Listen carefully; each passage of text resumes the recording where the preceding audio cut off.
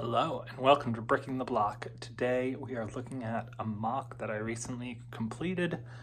It's my own variation of Weasley's Wizard Wheezes. And so we have the 2023 version that they came up with, which is more of just a shell. And then we have the one that from the 2020 Diagon set. And I tried to take bits and pieces from both while also adding my own spin to things.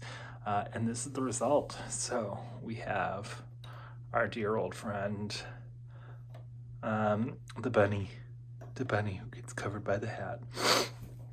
And the arms are still articulating. The entirety of this main focus section is from the 2023 version. It's expanded a little bit on the bottom. What we've done on this side is we've taken away the Nocturne Alley component that was on the 2020 Diagon Alley set. And on this side, we still have the sign here.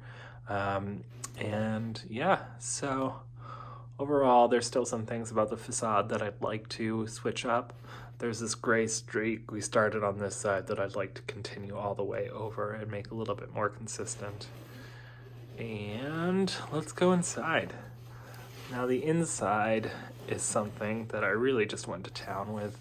I added a lot of what was already there and used a lot of other fun pieces that I had laying around just to kind of create a complete look to the joke shop.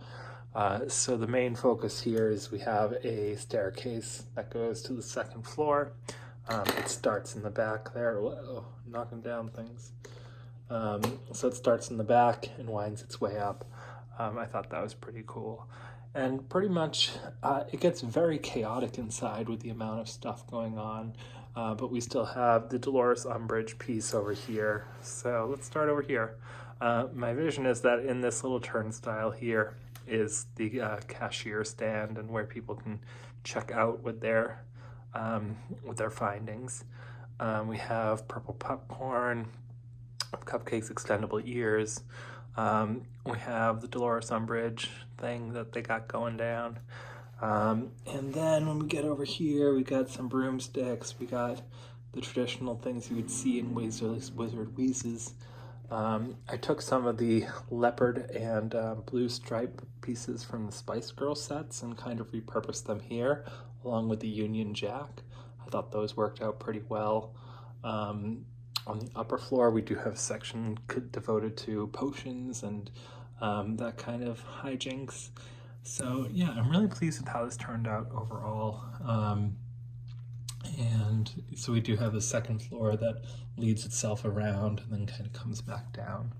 So that is Weasley's Wizard Wheezes, my version. Let me know what you think in the comments below.